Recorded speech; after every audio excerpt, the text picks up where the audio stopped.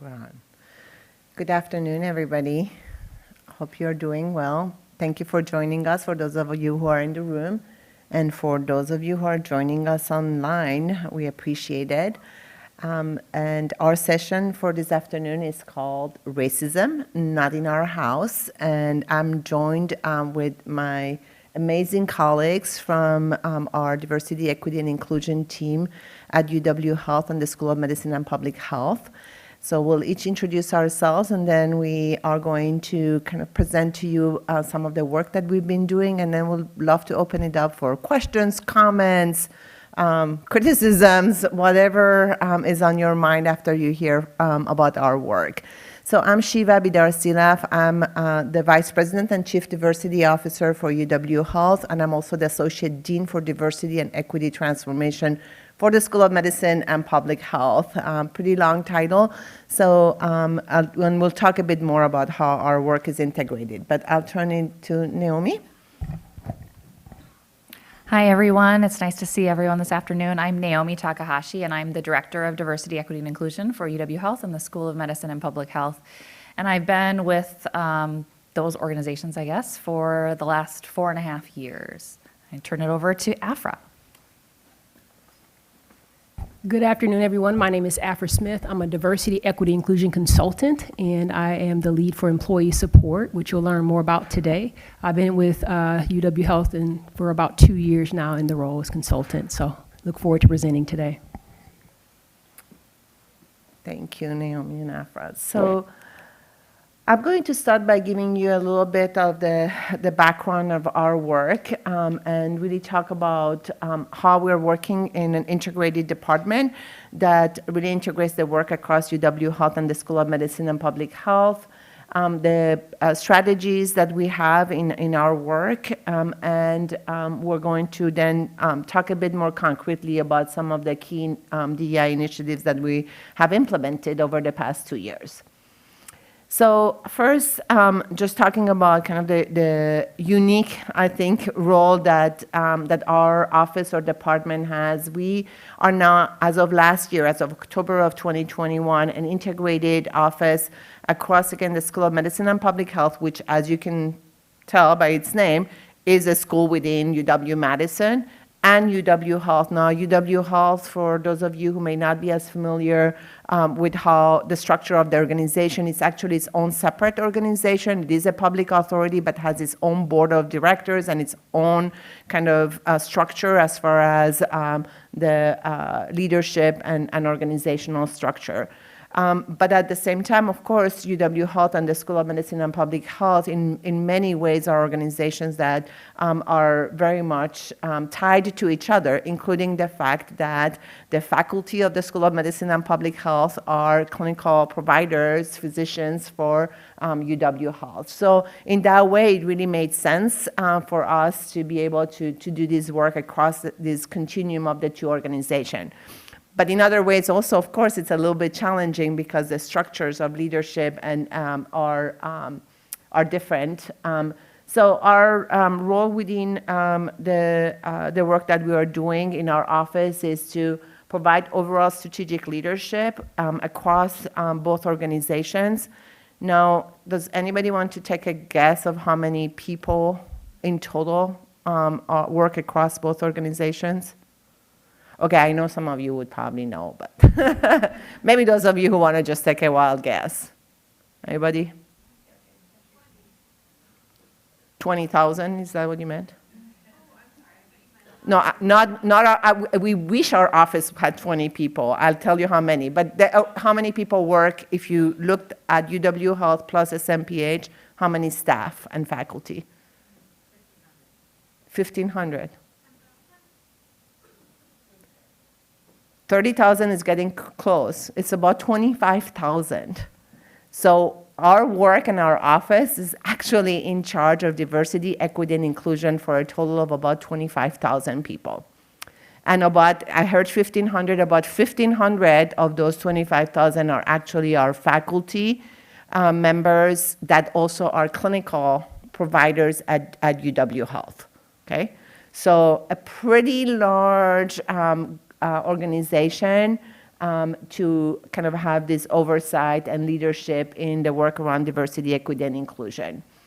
So again, we lead, we coordinate, meaning we are really the office that is really doing all the triage, the prioritization, and expertise and knowledge to really be able to move forward effective DEI efforts across our continuum of SMPH and UW Health. And then third, last but not least, advance measurable progress and really understand what are the high impact initiatives, what are the things that we can really move in both in an evidence-based way, in ways that we can really measure the impact. And I know some of you may have heard me yesterday on the panel, somebody just this afternoon told me, I know you don't like measures, and I actually like measures. I just like measures that are probably have layers of complexity. I don't like count measures. So really thinking about how do we measure transformation and the impact of our work.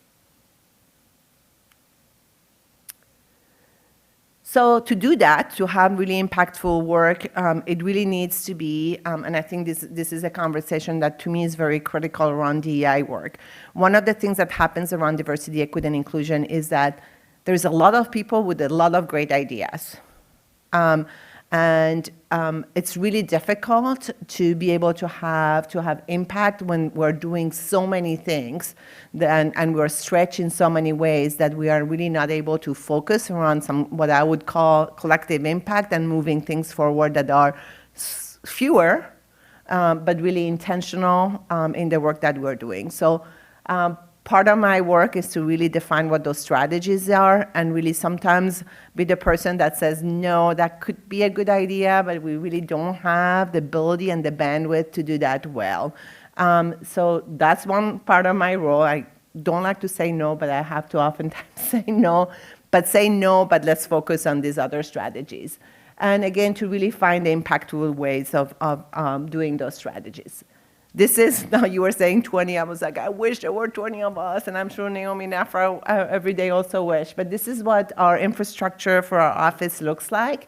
There is not that many of us, but certainly a lot more in our infrastructure than even 2 years ago. So we're glad to see that there is a growth in our capacity to be doing this work across our organization. So now I want to talk to you quickly about our kind of strategic plan and how we engage in strategic planning. So back in 2021, the organization, UW Health, decided that it was really important for us to actually have a strategic plan. No strategic plan had ever been done around diversity, equity, and inclusion. So this was kind of new territory, but really important. The fact that there was even a conversation about having a strategic plan also really meant for us as an organization that the understanding of the importance of diversity, equity, and inclusion was really being elevated. So with the idea of having to do a strategic plan, we also talked about, it was just me, like for a long time. And so the idea was we also need the infrastructure, because if we're going to do a strategic plan, we're going to have to be able to implement it. So Naomi joined us, and Afra and other members of our team. We already had Beverly Hutcherson on our SMPH, so really creating the resource infrastructure to do it. And fast forward to say that in December of 2021, our strategic plan was actually approved by the UW Health Board. It is a UW Health approved strategic plan, although the elements of the strategic plan certainly very much so apply to the work that we do also at the School of Medicine and Public Health. And we started implementing our strategic plan, which is a 3-year plan, in January of 2022. So the work that you're going to be hearing about today is in its first year of implementation of the strategic plan. A few things about our strategic plan was to say we wanted to build upon some of the foundational work that we had started without having a strategic plan. We wanted it to apply to everybody, to all departments, which again, sometimes is difficult because we do have a model that's kind of a bit distributed leadership, as my colleague, Dr. Charleston, would say. But we also knew that it was important for everybody to have buy-in and to feel like the work that they were doing within departments could really tie into our strategic plan, and really align our initiatives and create a context for decision-making. That was important too, so that, again, as we have new ideas or new ways that we can do things, that we have a way to really figure out how the decisions were going to happen about what gets prioritized. And so without further ado, this is our strategic plan elements. Again, at the very high level, we could talk to you for 2 hours about the strategic plan. But first, I want to just talk about our vision. Our vision is that we want to be leaders in dismantling racism in ourselves, in our system, and in our community. And it was really intentional and important to us to talk specifically, and you'll hear a bit more about the why, to talk about dismantling racism and name racism. And it was really important for us to really think about these 3 elements, which is what is it that each individual faculty and staff member needs to be doing to dismantle racism in themselves? What is it that we need to do to create better policies and processes within our system that has built-in racism, and what is it that we need to be doing? What is our role in the community? How do we influence issues that, again, in our healthcare world are called health equity issues, and ways that we can really influence the health and well-being of communities that have been historically marginalized. So in these strategies, you will see the first 2 really are about learning and development and growth, and also accountability. How do we make people be accountable for that learning and unlearning around racism, diversity, equity, and inclusion, and making sure that there are clear expectations around that. Our learning, by the way, in the way that we do it, is not a one-time you're done, is longitudinal. We really want to engage our colleagues in saying, we're not going to come and do an unconscious bias and then you're all good and you can go about your day. But we engage our departments in usually what we call a roadmap, 1 year or maybe longer training, so that there is really ongoing ability to create conversation and spaces around these discussions. The 2 areas that are dismantling racism in ourselves have to do with enhancing our recruitment, retention, and development opportunities for our employees who are Black, Indigenous people of color, embedding equity lens in our policies and practices, and I'm going through this quickly because you get some examples of this. And then the last 2, I love that my colleagues from the Department of Pediatrics stay on because they're really amazing at this area, which is advocating responsibly and intentionally. And by advocating, meaning how can we use our expertise and our voice at the legislative level, at the local level, in the community to really advocate for the things that we know are good for the health of our community, and also speak up when there are things that are happening and being proposed that are bad for the health of our community, because we bring knowledge and expertise. And then the last area is for us to invest in our communities, and specifically in our communities of color, by supporting organizations, oftentimes grass-tops organizations or grassroots organizations that day in and day out are doing the work for their community, by their community, with their community, as opposed to thinking that we are the ones that have the answer, and really supporting the work that is community-led work.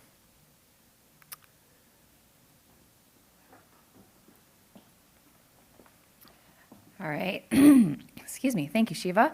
So I'm going to take us forward for a couple of slides here and dive a little deeper into a couple of those strategies that Shiva had just mentioned. But first, I wanted to pause. Of course, Shiva mentioned our very aspirational vision, which is dismantling racism in ourselves, in our system, and in our community. And the reason that we lead with race. So I think this is a question that we get a lot within our system. So much so that we actually created a web-based or e-learning recently that is accessible by anybody that works within our system to be able to learn as to the why. But I think this quote from the American Medical Association and the Association of American Medical Colleges put out in 2021 really speaks to that why. So I'm just going to read it so that you can all hear it and then kind of extrapolate a little bit further. It's critical to address all areas of marginalization and inequity due to sexism, class oppression, homophobia, xenophobia, and ableism. Yet conversations about race and racism tend to be some of the most difficult for people in this country to participate in for numerous reasons, including a lack of knowledge or shared analysis of its historical and current underpinnings, as well as outright resistance and denial that racism exists. Given the deep divide that exists between groups in the United States, understanding and empathy can be extremely challenging for many because of an inability to really walk a mile in another's shoes in a racialized sense. Collectively, we have an opportunity and obligation to overcome these fissures and create spaces for understanding and healing. So by focusing on race, it's not that we think other identities, social identities, are not important. In fact, we think that using a racial equity framework allows us to really ground in on where we know historically we have the most health inequities that live, as well as use that framework and apply it to other areas of marginalization. So to be really focused and specific will allow us to actually get further. What we know is that kind of one-size-fits-all strategies rarely are successful. And so by taking this sort of race-specific approach, we're actually able to build tools and resources that can be applied to other areas. So speaking of those tools, so one of the strategies that Shiva mentioned is our expansion of our learning and professional development resources within our system. So we do that through 3 different areas. One area is through our web-based trainings or our e-learnings, however you like to call them. These really took off, I think, as a result of the pandemic. Of course, people were doing more of their learning online. They weren't in sort of a classroom setting, and so we were trying to be creative around how do we get this information out.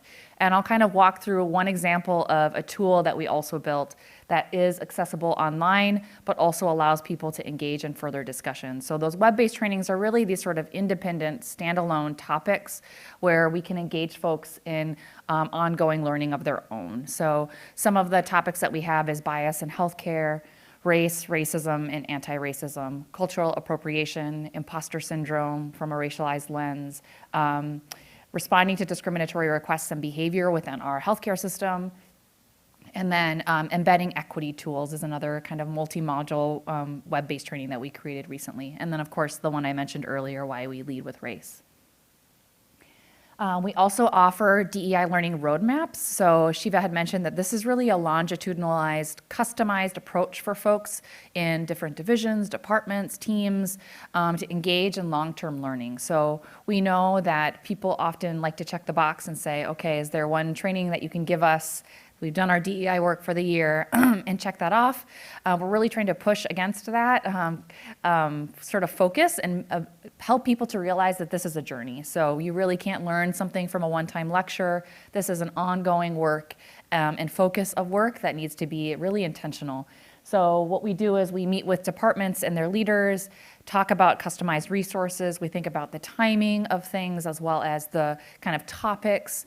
We have a kind of a plethora of topics that we can offer to folks. And then we build actually a roadmap that meets their developmental considerations. So whether they're kind of frontline employees working in clinics, right? We want to make sure we're catering our approach to meet the needs of folks that are working in patient care settings versus folks that are more academic focused, right? That maybe don't need that lens and need a different approach.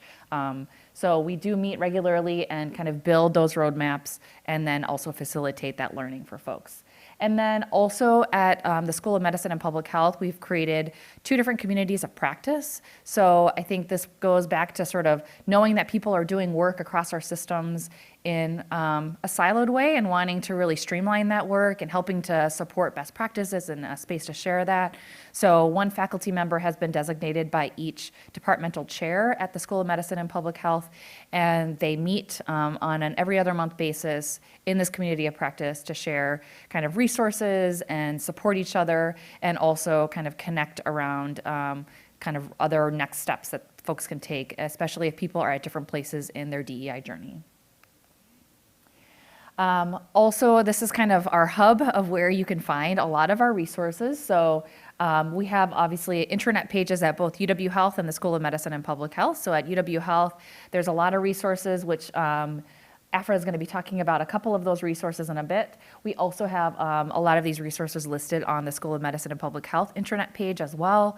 Of course, a little bit different in the look of what's accessible there, but definitely a lot of things that people can kind of build their capacity individually. And then in the middle is our weekly briefing at UW Health. Also an In the Know comes through at SMPH as well, which is also another place where we highlight a lot of new resources, materials, voices of our employees that come through in specific DEI observation months. And we want to make sure that we're sort of funneling folks to those other ways that we're communicating out, and then allowing people to utilize that as a resource to be able to amplify that information and share it out with their teams too. So like we talked about earlier, 25,000 people across our systems, it's important to sort of have support from everyone to be able to continue to amplify those messages. This is another example of a tool or a resource that actually Department of Pediatrics, who we have folks in the room from, put in the request for and said like, hey, we actually need a tool where people can kind of have a resource or something to look at when they're responding to microaggressions, right? So thinking about microaggressions happening in the workplace and not having a resource that might quickly be able to help to support. So we created what we call a badge backer. So if you're familiar, especially in a clinical environment, badges often are put into a plastic sleeve. And so within that, yeah, Shiva's holding hers up, you can actually put the badge backer inside and pull it out in the moment when something is happening and refer to that. So we always say you don't necessarily have to respond right in the moment, but if you have a resource available at your fingertips, you can look at that and then go back and respond. So the hope is something like this can help support those efforts and being able to really interrupt those discriminatory and racist behaviors in the workplace. And then we also have a resource that's specific to interrupting those behaviors in a clinical environment, specifically when patients, their family members, or visitors are also expressing discriminatory, bigoted, or racist behavior.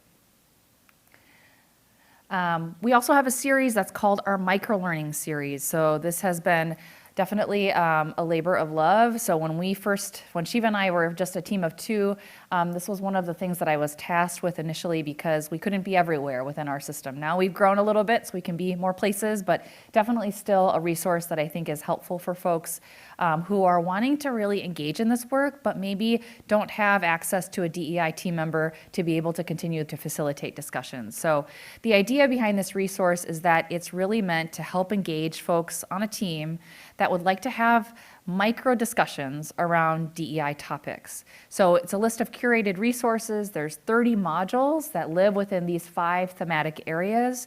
And they're really separated intentionally that way because what we know is that people come to this work at various different levels of learning. And so the microlearning tool actually allows folks to start at the same place and move through discussion of topics together. The idea is that you can't skip around and go to a topic of interest at the end. It's really meant to sort of build capacity in a collective group space so that we're not leaving people behind, right? So what can happen oftentimes is that if there's different learning levels in the room, we're having a discussion specifically, let's say, on intersectionality.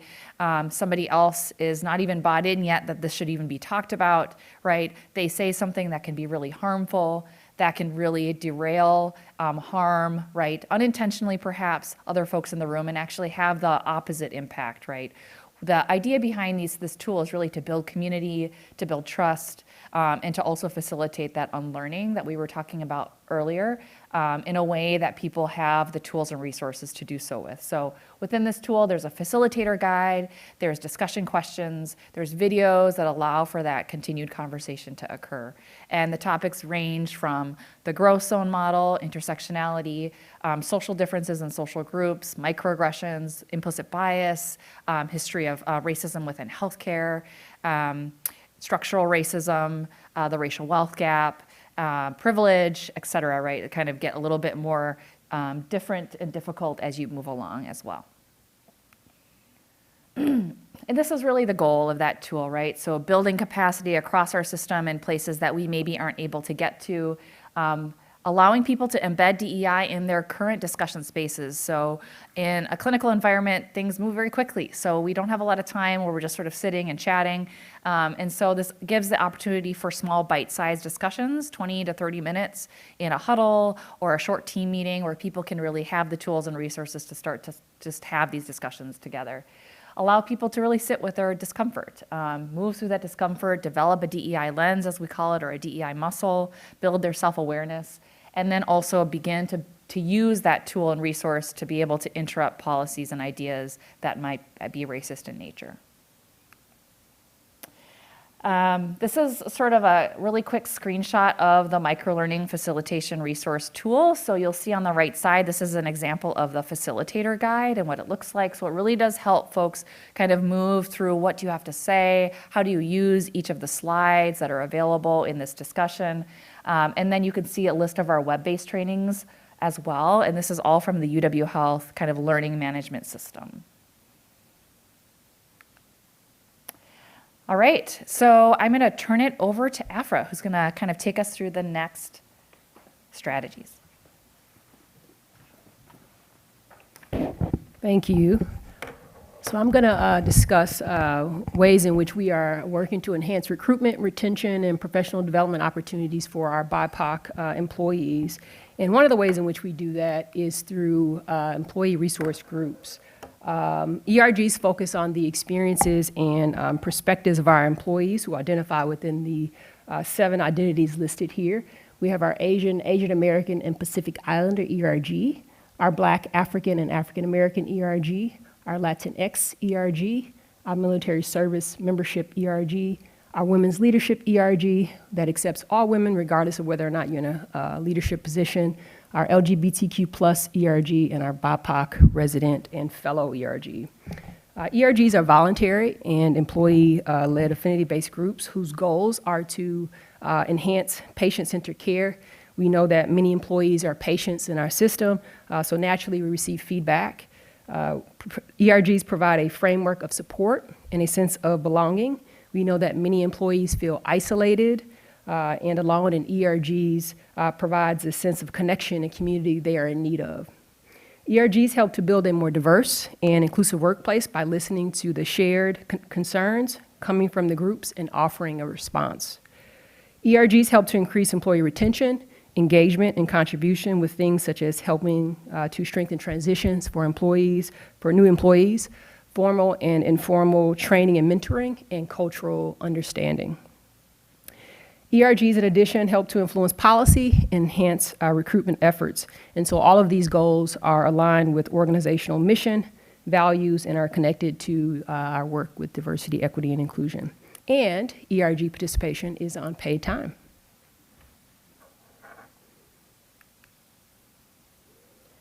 We also extend support for our BIPOC and LGBTQ plus employees and providers through the offering of supportive check-ins.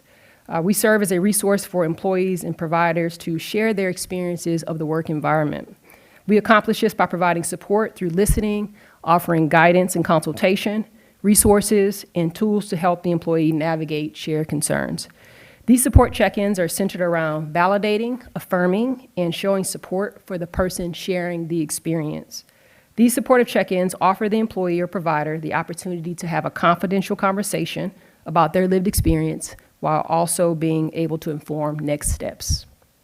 We do receive referrals from many sources, such as employee relations, provider services, patient relations, employee resource groups, leadership referrals, and the employee may opt to self-refer themselves for support. We have provided support on areas of shared concerns related to discrimination, microaggression, gender transition, navigating conflict, resource connection, and job transfer support. With many of these shared concerns, leaders are often in need of support and feedback to further unpack what has been shared. Therefore, we also extend confidential support services to leaders with what we call an ACT huddle. An ACT stands for Affirm, Counter, and Transform. This is a model developed by the Center for Social Inclusion.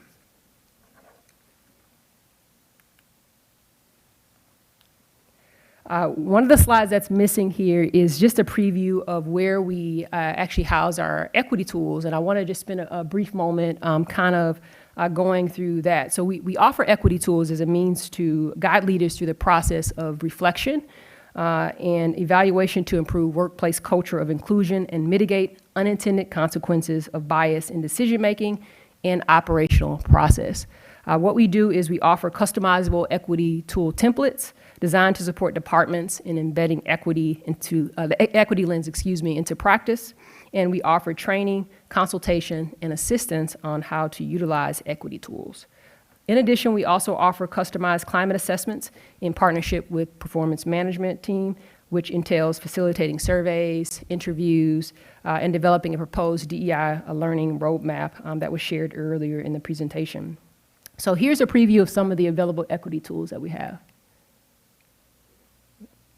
We're missing a slide. Well, it's missing, so I will go back, excuse me, for a second. Sorry about that. Well, I apologize. So I will preview for you all just a preview of the equity tools that we do have. I'm sorry, the slide was missing there, but we do offer several available equity toolkits that help support leaders or anyone within the organization who really want to embed equity. I also want to highlight a few of the partnerships that we've had relative to those equity toolkits. So just to name a few, we've done equity in interviewing and hiring. We have equity in policy review process. We have toolkits relative to inclusive language resources, toolkit available for workplace culture of inclusion, assessment, and improvement. We have a toolkit relative to LGBTQ+ resources for coming out in the workplace, toolkits related to developing an equity lens competency, toolkit related to equity in data collection and analysis, and coming soon is a toolkit related to anti-racism in action. And just to highlight again a few partnerships and how we're able to help support the embed of this work, we partnered with our nursing product council to embed questions to assess equity impact for all product services. We partnered closely with UW Health's Employee Advisory Council to embed equity lens into application process. We partnered closely with Child Injury Prevention to center equity in multidisciplinary team protocol. And to highlight some partnerships relative to our climate assessment work in which we collaborate with our performance management team. Again, that is where we're facilitating surveys, focus groups, interviews, which lend to how we're going to conduct a roadmap, a learning and education roadmap in those areas. So two of those partnerships were the Department of Ophthalmology, the Department of Neurology, and in the future, we will be working with ear, nose, and throat and urgent care. So I apologize for those slides being missing, but I just want to leave you all with two ponderings. What can you do to embed DEI into your organization? And what next steps can you take to do the learning and unlearning necessary and demonstrate your commitment to anti-racism? Thank you all for your time, and we will open it up for any questions that you all may have.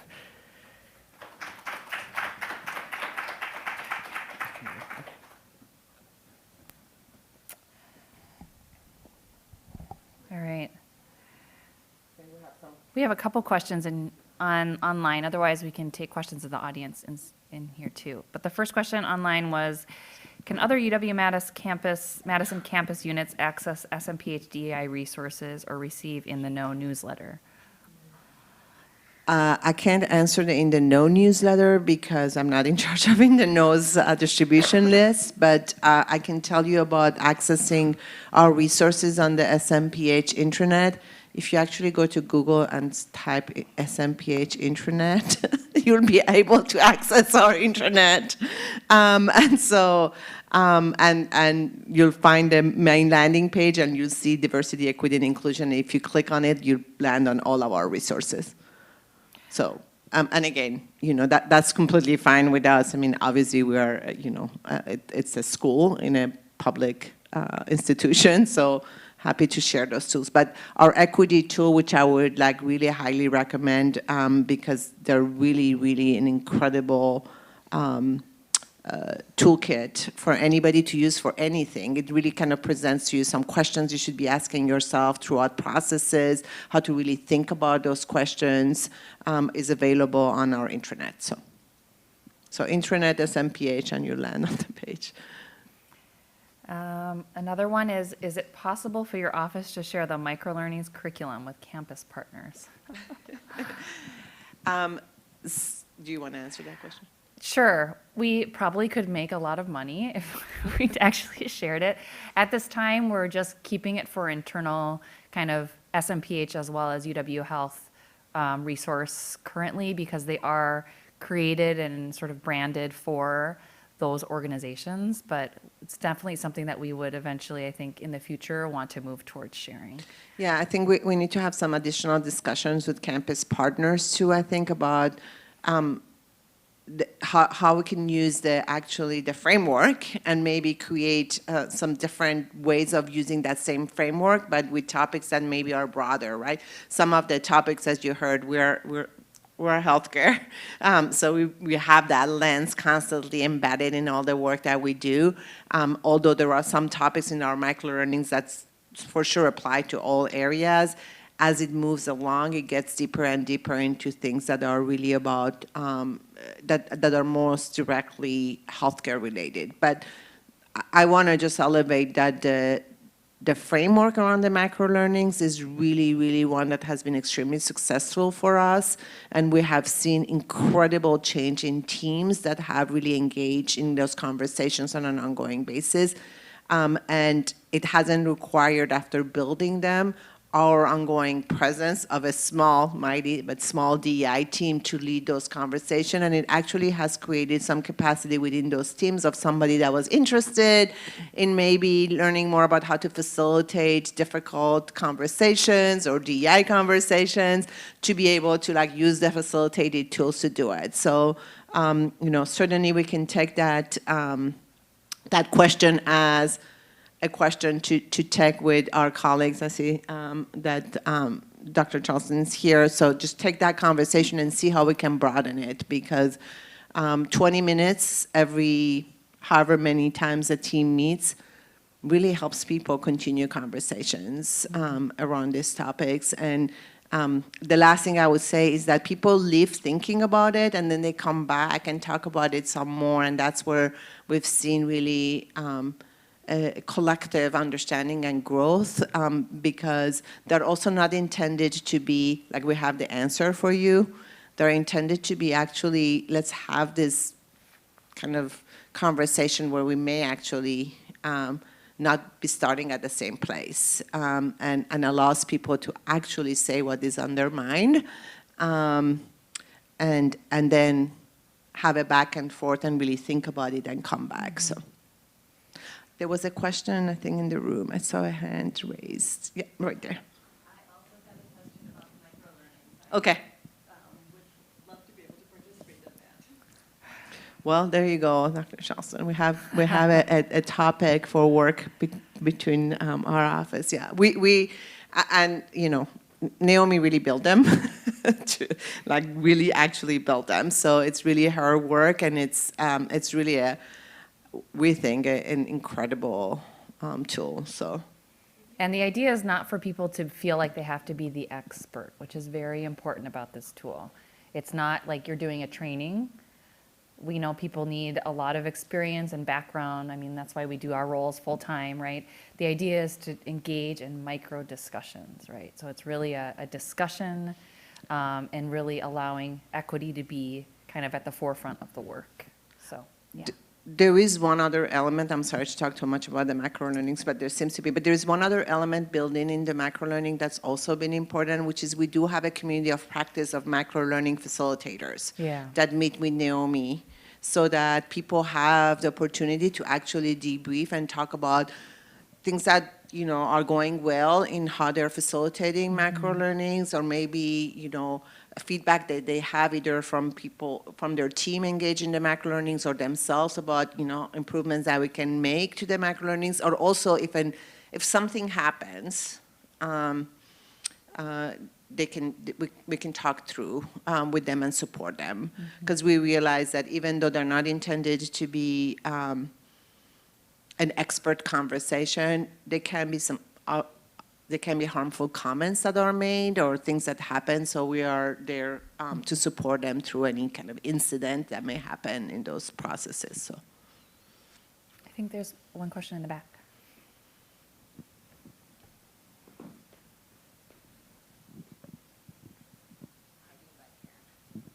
Thank you so much. I had a question about the micro learnings as well. I'm not sure if I missed this, but is it mandatory for your employees? And if not, how do you encourage those that need the work?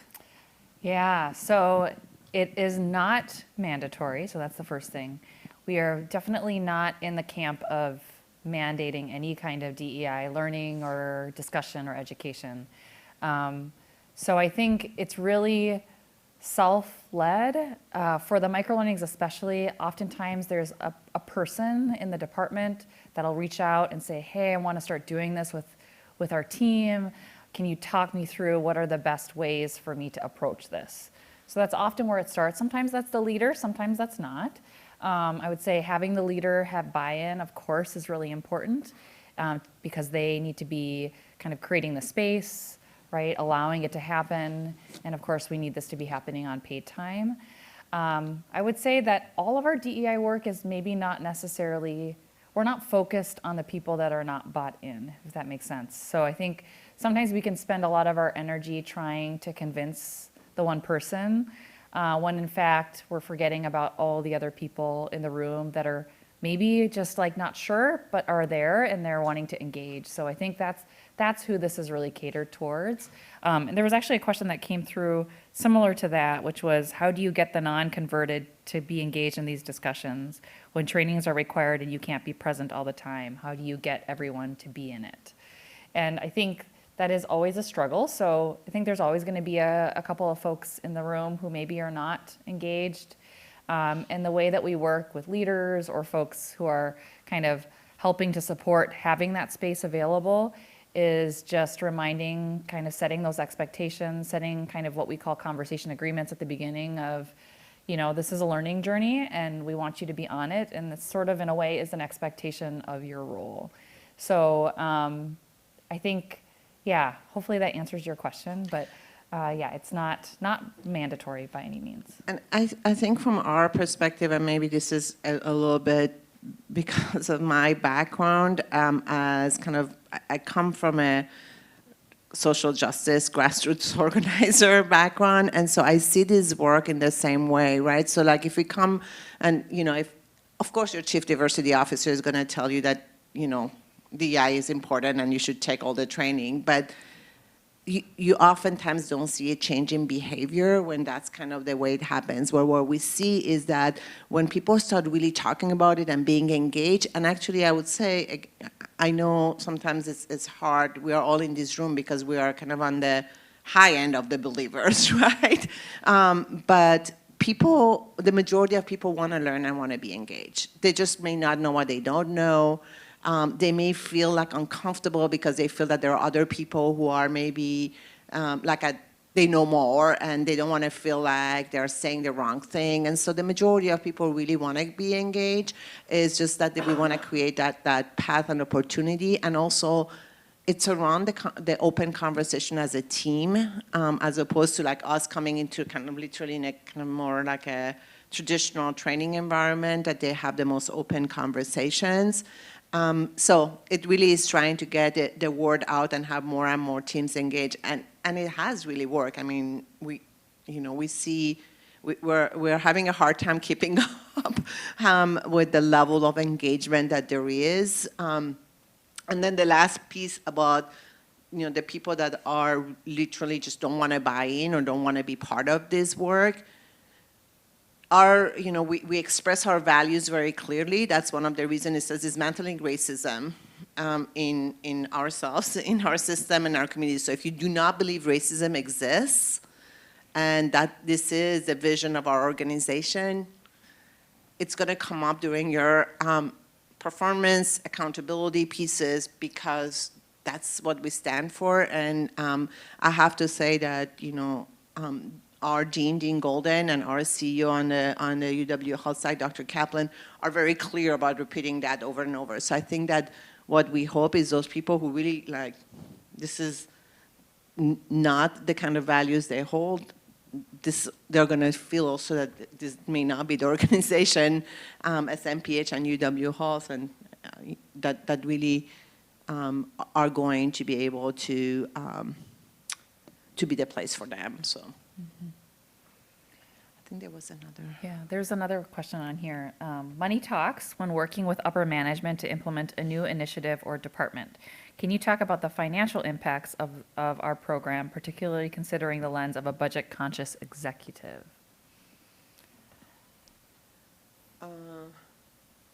Okay, so I'm not sure if I'm fully answering, so if I'm not and you want to kind of elaborate a little bit more. So money talks indeed. I think the investment in the resources that we have within our office is the way where we have been seeing, I think for us, truly something behind the statements that are being made. And I can, because I'm very direct, but I can tell you when I was asked, for example, to integrate the office between School of Medicine and Public Health and UW Health, my first response was, oh, that's great, she was getting an additional title, because I don't really particularly care about the additional title. What I cared is this going to allow for additional resources so that we can do the work? And so my ask was, if this is like Shiva money-saving opportunity because you don't have to pay two people at my kind of level, that's just not going to work, because I'm not. As I like to say, one person is one person. But the opportunity was to ask for additional resources, and there was no doubt, no question that that's what it was about. So I think, we have seen really additional resources added to our department. Just how long, Naomi? 4 years ago? Mm-hmm. 4 years ago, it was just me. And so, when you think about other budgetary constraints, it's a pretty significant growth for our area to see the number of staff that we have. And we're continuing, we're actually in the process of hiring another person, another diversity, equity, and inclusion consultant for our department. So it's true. The other piece that money, I want to say, we're, again, coming from healthcare, we actually invest in community. And we have funds that we invest in community from UW Health because, again, we're a separate institution from UW-Madison. And it is true that there, the continued support to have that kind of ability to support community organizations that are doing work on the ground means that we really believe in investing in those communities. Yeah, I think the other thing they were probably asking is about kind of how to get buy-in from an executive that is sort of conscious of the money aspect. And I would say that we often talk about, the moral, the economic, the business case and the market business case behind doing DEI work. And especially in the climate now with how much turnover we've had, our inability to sustain employees, that this is even more so critical, right? So people are just losing money by that turnover and not being able to fill positions. That's true absolutely for healthcare. That's true for academic settings as well. So that's another buy-in, is like when you create an environment where people want to stay and be successful, then you can sustain and lose less money, right? Because turnover, apparently it's twice the cost of a person's annual salary to replace them. In addition to that, it's also the fact that our community, our country is changing, right, demographically. So if we're not being responsive to those demographic changes related to race, ethnicity, then we're going to not be able to be kind of able to serve the community as well as be able to employ folks from the community. So I think they say in the next 10 years, 2032, right, we'll have more BIPOC folks specifically within the working class. So I think that's just evidence that we need to be able to be responsive and create employment opportunities for folks where they're successful as well. So that's another buy-in. Yeah, and certainly the other last part is health inequities cost us all lives, and certainly, if we're talking about money too, but they cost us literally lives in our communities. So I think there is really all those aspects for us. There was a question. Hi, I just had a question, what your model was to create this program. And the second question is about your employee resource groups. I'm just wondering how you can get involved with that. So tell me more about what you mean by model. Other successful DEI programs that you modeled this program after, maybe even specifically like in this, in the Madison area, if you used any other hospital groups that are doing the same type of work. So no, I think actually there. Well, we I'll can let say that Shiva because we're start. ourselves, but we think we're leaders. Not yet in having this mantle racism, but we do think that, we kind of are leading a lot of this work. Certainly, I feel that in healthcare in our, I would say, area and in our state, we do have a lot of incredible academic medical centers around the country with whom we collaborate on all kind of things where we are really looking at what models are working and really adapting them. So there is certainly pieces of our model that come from other academic medical centers. And for us, it's important that they be academic medical centers because just like we're leaders, we're also special as academic medical center in just the way that the environment works, right? Again, I think you all can, an academic environment is just different than other environments, and so for us, it's academic and healthcare. So I think we're using kind of both best practices, but also adapting them to our environment here. And part of the way to adapt it to our environment, not all like schools of medicine and public health are really lucky to have and within their campus, in the central campus and office, like the one that we have to Dr. Charleston and his team. So like that's really a resource that we have that may, in other academic medical centers, that may not be as available, so.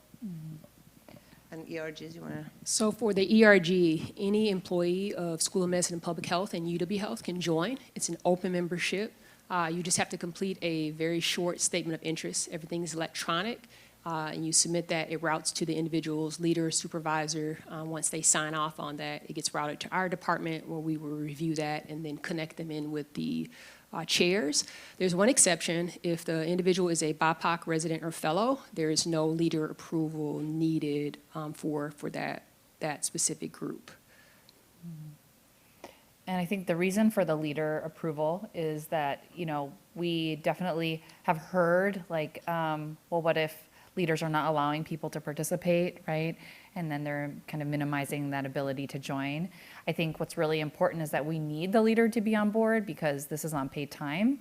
And often in a clinical environment, for example, you can't have your medical assistant not there for an hour without coverage. And so, we can't have people not doing their jobs. But also if people ever have issues with that application or approval process, then we also ask them to reach out directly to our team, AFRA specifically, to be able to sort of meet with the leader and express kind of the why behind the engagement. And it's pretty limited. It's like an hour and a half to 2 hours every month that they meet. And so we also help to sort of, deal with any myths that people might have about what that participation is, and that really the goals are in alignment with what they want, right, which is to retain that employee. And we've already seen that as a benefit, especially we started these in January of 2020, right before the pandemic. And as a result of having them in place when the pandemic hit, we've actually had a significant kind of reaction from those folks that were involved in those, like, if I hadn't had the space to come to, I don't know if I would have been able to keep this job during the pandemic. It allowed me the space to connect to people as people, right, who had shared experiences to me. And that, within a large system that was kind of dealing with the stress of being in healthcare at the time as well, it allowed people to sort of connect across, roles, non-clinical, clinical roles, and be able to sort of provide that support and resources during a really difficult time. So that also was a really big benefit. Any other questions in the room? Otherwise, I have a couple more here, but yeah, go ahead. Oh, I can answer one of these in here quickly while you're bringing that over. Do you track engagement with professional development resources? Are they well utilized? So as metrics, not Shiva's favorite metric to be tracking, but we do. So our learning management system does track engagement, and actually one of our kind of goals within our strategy around learning and professional development is that every single person within our system has been touched somehow by a DEI learning education by 2025. So that's 25,000 people, right? somehow engaged in DEI by 2025. So we have to be able to track that, and one way is that we do track some of those web-based options and engagement, and then be able to utilize that to be able to see if we're tracking towards our goal. But that's that number counting. We have a dashboard on it. I feel like I'm like the non-metric. I actually like data, but anyways. Thank you so much for this talk. I can actually tell you that our clinic at East Terrace Drive is participating in some of the education with Ginger Francis, so I've been touched. But my question is, how do you balance your efforts between sort of internal, like the employee workplace, and then external in terms of how things are affecting patients or the community? Really good question, because all of it is intertwined, right? So I think that part of it is that of our team, so our DEI team, so the team in our office, I am probably the one that has a external connection. The rest of the team is really focused on our internal work. But I have that external connection with other departments that we have. So we're not like fully responsible for all our external work. We have a population health department who does our kind of community health needs assessment, with whom we work very closely. We have a government affairs director that really leads our legislative kind of work and advocacy work. And then we have also a community relations department that really has the funding for those external collaboration. So what happens for the community side of it is that we literally, day in and day out, are a team, a core team that meets with myself, the community relations person, the government affairs, and the population health, to really prioritize, make decisions about kind of what work we are doing in the community to address health equity issues. So I think, again, it's DEI is involved, but it's part of a much bigger kind of group. And then the other piece, I would say, there is also the work that is actually patient experience, like the individual patient and what is going on with that patient. And we want to also be very responsive, because, again, we could be talking in theory about all of this, but like, for me, the rubber hits the road. I said that yesterday in two ways. One, when an employee, faculty member, or staff had an experience that was really harmful, and what are we going to do about it? And the other one is when a patient is having an experience that's really harmful, and what are we going to do about it, right? Because back to metrics, but the cumulative data only happens because the individual experiences are happening. And I feel like oftentimes in this work, everybody's like, well, it's not us. I mean, somebody else. Like I provide the best care to everybody the same way, or I provide, I'm very sure to have a department that's, inclusive, et cetera. But somewhere, somehow, all these experiences are happening, and what are we going to do when they happen? So for the employees, you heard, AFRA is kind of the point of contact, and I want to elevate that. Building a process in which people can connect with AFRA that is not the HR process. We work very closely and collaboratively with human resources, but we're not human resources. And so we have worked on this, again, I think very innovative way, because people just, for X or Y reason, it's a different feel for them to call human resources to say, I had this experience, or I'm feeling this happened to me, than to call our department to talk to people who know exactly what the experience feels like without having to get an over-explanation of what a microaggression is. We get it right away, and that can help them navigate. So what we do is we listen, but so kind of a well-being check-in, but also AFRA really helps them navigate a very oftentimes confusing system, like how, who do you go to, who do you talk to if you want to, have an official kind of discrimination complaint, et cetera. And then for our patients, the same, like we take those issues in and really work with our providers and our department that deals with patient experience to really deal with that individual situation. Oftentimes those situations raise then actually systemic issues. And then we elevate it from there to say, okay, there's a policy here that doesn't work. that has a disparate impact on our historically marginalized communities, and what are we going to do to change that policy. So it's a bit stretch every day. So We have some more questions in here in the chat too. In the communities of practice, are they open or are there agendas or suggestions? So I would say to that one, they're not open, they're just specific to folks doing work within our system.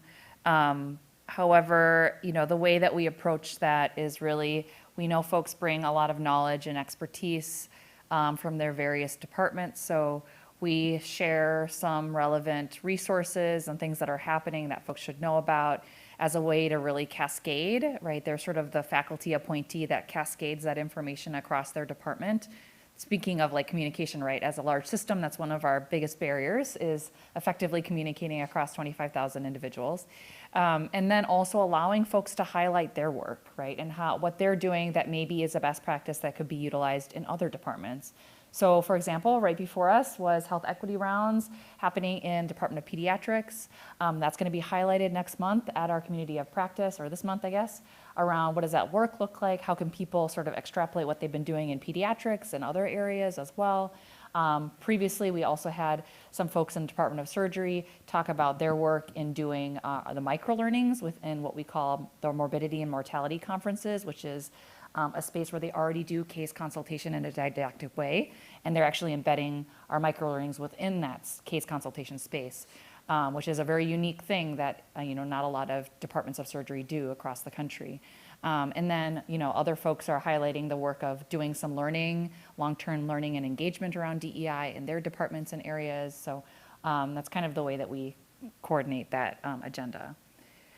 There's another question about mandatory on system leaders. So how do you create systems of accountability for system leaders who are not authentically engaged in anti-racism and relying on the often seen colorblind good intentions or minimalist approach to DEI? Sort of that, I'm guessing, the check the box, right? do you like me to answer? Or? Should I answer now, or do you want to answer? You can answer and then I can jump into. So, I mean, we actually started the conversations around the use of microlearning with our, again, we'll use the language that people use, but C-suite, so with our senior leadership. And it was really out of a conversation of like, if we're going to be talking to, the rest of the organization about using this method of growth and learning, let's do it within our senior leadership. And they did engage in it. And it really was very meaningful conversations for them to do that. And I think, again, we continue in many ways to build accountability for senior leaders. I have to say that, I was just part of a core group that was prioritizing our overall organizational strategies, right? Like the things that we're going to be working on over the past the next, let's say, 5 years. And there were like criteria that made those things become a priority, and nobody argued that the fact that they needed to be, that one of the criteria needed to be that this would really actually create more equity in the sense of like actually equity for historically marginalized patients, communities, was going to be one of the ways in which we're going to prioritize a long list of things. Like if we had 100 and we had to choose 20, how are we going to get to 20? So I feel like, those are the ways that we check for accountability. Mm-hmm. And I also want to say this for any organization, ours, like all of us, is work in progress. I mean, this is an absolutely a journey to continue to make sure that there is the work that's behind the words, right? And lastly, I would say the best way that we can make sure that there is the work behind the words is actually changing policies and ways that we do things. Mm-hmm. Because that policies get embedded in organizations. So the day I'm gone and retired, the policy is there, and people will continue really thinking about how to apply those policies. Yeah. Another way we've started to do that, you saw with our strategies that's one of the strategies, And so, this is a slightly newer strategy, but obviously takes a lot of collaboration with human resources. And so last year, for the first time, and this will be consistent moving forward, is that there, within performance evaluation, yearly performance evaluation, there actually is a question related to how you're engaging in DEI. So, holding people accountable to be able to know that this is important to your role and the continuation of your role. And so that actually allowed leaders to start having that conversation and the expectation that they actually engage their team members in that specific performance evaluation question, and they actually had to record answers, right, within the system. So, maybe it was still like, I'm figuring it out and checking the box and getting it done, but what we've heard is that, teams were saying, well, can we do this as a team, right? Can we engage in this learning as a team if we're all expected to do this? And leaders reaching out and saying like, hey, my team is really interested in doing this work together. What are your suggestions, right? And so it allowed the conversation to at least get started and see it as a priority. It wasn't potentially mandatory that you do it that way, but a lot of teams took it upon themselves to say, let's do this as a collective rather than sort of assigning web-based trainings for each individual person on the team, right? So we see little nuggets of accountability being taken and moved forward by leaders across the system that way. All right, so there's two more questions. One is, great work. Do you feel your department is resourced appropriately? We often expect great DEI results without the needed investment upfront. Is there a plan or vision to address this likely gap between need and investment? So obviously, I mean, standing here and saying we have all the resources that we need to do all the work that we need wouldn't reflect, I don't think, the amount of work that we have as a team. I would also, so I do think, we need to continue to grow as a team, especially as we are continuing to see the interest, right, and the engagement within our SMPH and UW Health community grow. I do think, though, it's been important for me to have measured, and I'm going to use that, measured growth, because I think it's important to just do things, get the interest and grow, and also understand where is it that you're seeing the biggest gaps or interests or the areas that you need to continue to invest more resources in. So it's been a measured growth, I think, and that I think is good. I know my team knows this quote from me, but I'm no empire builder because no empire has survived history. And I like to be part of a movement within our SMPH and UW Health that survives my work, our team's work, and stays as part of who we are as UW Health and SMPH. So I think measured is important, but yeah, of course we need more resources to do this work. And there's one last comment in the chat. Thank you for your work. You are a source of inspiration. I would like your response to this feeling of mine. DEI work is slow, too slow. I often feel the slowness is a function of white supremacy culture. We accept it and excuse it instead of finding anchors to accelerate it.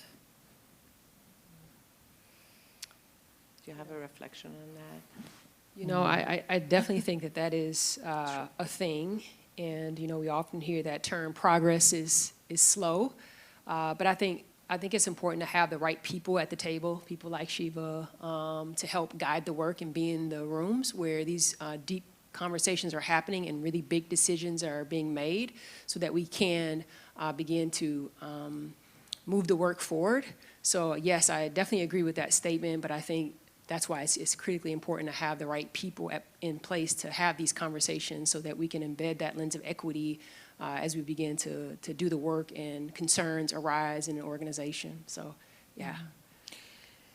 Yeah, I mean, I wish in the bigger picture that it could be accelerated more, right? I mean, I've been doing this work for a very long time myself, but at the same time, I think it's really important to also stop and reflect about, again, within the right kind of leadership and support within a system, the progress that can be made pretty quickly, actually. And I have to say, the past 2 years have been pretty accelerated from my perspective as somebody that was there 20 years prior to the past 2 years. And I think, again, it came from a place of a really kind of, I would say, general awakening across everybody, just not just our top leadership, but also, I think across the organization, really a sense of that this is really something that we need to prioritize. And sometimes, and then the other piece, and I want to say that because it's a fact, having a specific title and being in the room, people listen to what you have to say differently, because I feel like I've been saying pretty much the same thing, but now I feel like I'm in a position of power and privilege where, before there was a lot of question, now it's like, oh, okay, well, the associate dean or the VP said so let's do it. And it's like, okay. So I think that helps too. And that's part of how we need to understand systems, is that, systems have power and privilege, and we need to use power and privilege to move forward this work too. But yeah, I do agree that saying, oh, progress is slow, or this is going to take forever, there is a difference between, I think there is a fine balance between saying that as a way to reflect on, we mean, just keep doing what you're doing, it's not going to change anything anyways, because we don't want to have it change, to the other end, which is sometimes I hear people saying, well, what is your measure? Why have you not changed everything today? And it's like, you built this system over generations, the systems that are literally structural racism, and expecting that within 3-year strategic plan, a mighty department of 7 is going to change an entire system is also another reflection of, not understanding or wanting to actually diminish the work. Because if you didn't make that change, if your measure back to, your number didn't change in 3 years, that means your work is not effective. And so you can go away. And then we'll start it again in 5 years and start it all over again. And that's a bit of the cyclical thing that has happened actually with DEI work. It's like you're held by these measures that are, for one, counts, not really deeper measure, and also they expect the DEI person to make those changes, to make those numbers happen magically when the work really happens. I don't recruit people. I mean, I'm pretty sure if I was in charge of all recruitment, it probably would look different, but I'm not in charge of all recruitment. So expecting that my work is going to directly, one by one, influence, for example, a change is just not realistic, and doesn't reflect the fact that there's a whole lot of people, I'm going to use recruitment, involved in recruitment, and getting across, again, just let's think UW-Madison and every school and every department, hundreds and hundreds of people to really kind of work consistently on how we change our processes, both in paper, but also in all of it, from interview process to onboarding people. So it's quite a bit of work. And I think it has to be slow to be sustainable too. So if you don't create the foundation, right, then folks are moving too fast. And that's the checking, what can happen with the checking the box is that I think also if you're feeling stuck is one thing to think about is what small impacts can actually have a larger accumulation of impact. So we use this idea of choice points as what opportunities for change do you have? And thinking about the tiny choice points and opportunities where our team can influence, but also where everyone else has a responsibility. So I think that's something that we really try to do is talk about, we're embedding this. We're wanting this to be at the fabric of the organization. This is not something that we as a team are gonna go out and do for you, but you have to have that responsibility and engagement to be able to know that there's an expectation for you to engage as well. And an example of something that we saw but had a huge impact was that through AFRA's work, we actually saw a system improvement opportunity, which was this idea that folks were getting, internal reference checks, and they weren't being able to choose when they would move internally jobs within the UW Health system. And so it was just a practice that was being done through recruitment, which was basically like, you check with the manager of the current person to see and get their reference. Well, as you can imagine, there's a lot of bias that could be baked into that process, right? And impacts of people being able to stay within our organization, and the most people that were impacted were our BIPOC employees. And people say you leave your leaders, right? You don't leave your job. And so we updated that process through AFRA's help and engagement with employees who were saying, hey, this is not working, this is harmful, I'm trying to leave this part of the organization, but I still want to stay within our system. It helped us to retain employees and allowed us to make a very small change within that process, which was the employee gets to choose who the internal reference check is, right? And being able to create that small impact actually has a cumulative result, because now employees are able to sustain employment within our system, which of course we know turnover is expensive, and be able to change leaders potentially and get away from a situation where they might be dealing with microaggressions or potential harm, and be able to move more easily, right? So just an example of how those tiny little impacts can actually have that larger accumulation. I think we're at time. So we want to thank you so much for joining us this afternoon and for staying with us until the end of, I think, almost the end of our diversity forum. So thank you, and the three of us are available later if you want to email us or you have questions. We're happy to be available to answer any questions. Or if you don't find that intranet SMPH, we can email it to you. No, I think I gave out the big secret of how easy it is to find it. So thank you so much again.